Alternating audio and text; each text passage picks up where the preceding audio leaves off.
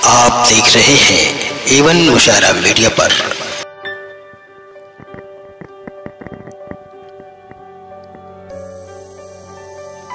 कैफ के स्कूल में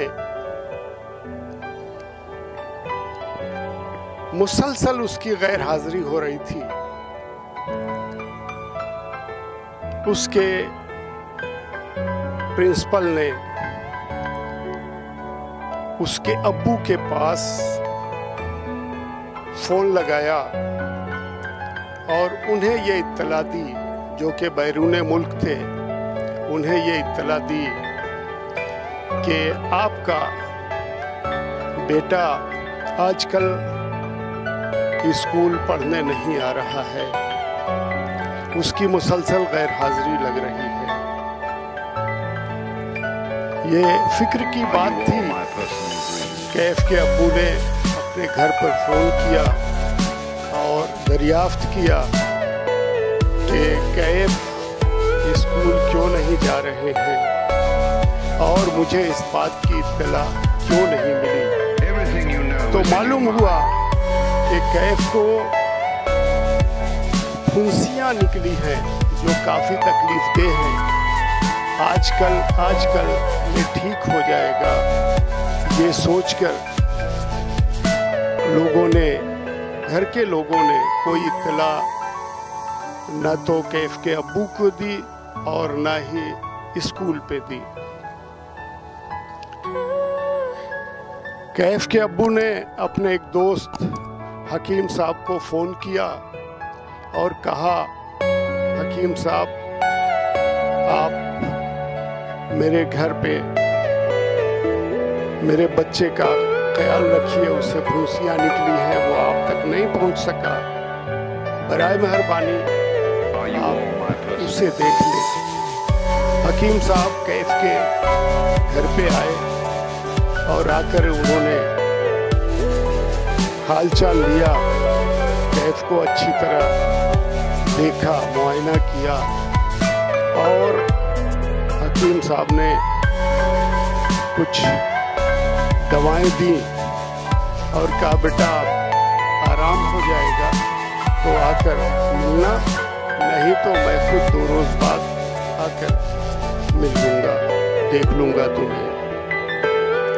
2 रोज बाद हकीम साहब फिर कैफ के घर पे आए और उन्होंने देखा कैफ को बहुत मामूली सा फायदा हुआ था, फुंसियाँ हल्की सी मुरझाई हुई थी।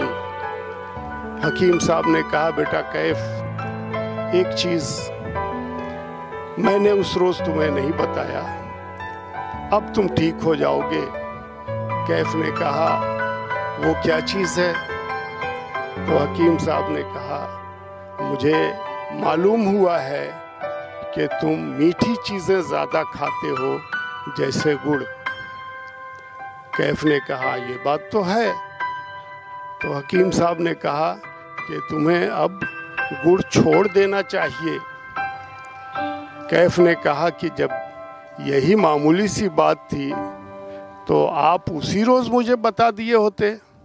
हकीम साहब ने कहा बेटा गुड़ मुझे भी बहुत पसंद है और मैं भी गुड़ खाया करता था, लेकिन उस रोज़ मैंने तुम्हें इसलिए नहीं बताया कि अगर तुम्हें कहता कि गुड़ ना खाओ और मैं खुद गुड़ खा रहा था, तो मैंने ये सोच करके पहले मैं तो देख लूं कि गुड़ छोड़ने में मुझे कितनी दिक्कत है, या गुड़ मैं आसानी से छोड़ लेता हूं या नहीं, और छोड़ लूं तब किसी को नसीहत करूं, तब किसी को बताऊं कि बेटा गुड़ छोड़ दो।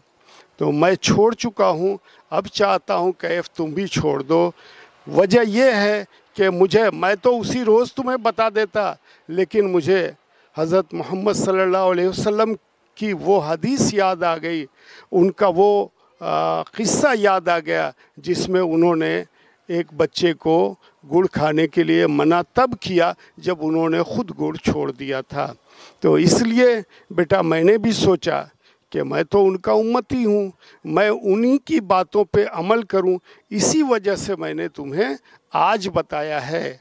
और उस पे अमल किया कैफ ने भी, और उसकी फुंसियाँ 2 रोज़ 3 रोज़ के अंदर पूरी तरह से साफ हो गई। दवा ने पूरा असर किया और कैफ ने ये माना कि हाँ, जो प्यारे नबी सल्लल्लाहु अलैहि वसल्लम ने तरीक़ा बताया है उसी तरीक़े पे हकीम साहब ने भी चल के दिखाया और हमको भी चलना चाहिए। शुक्रिया।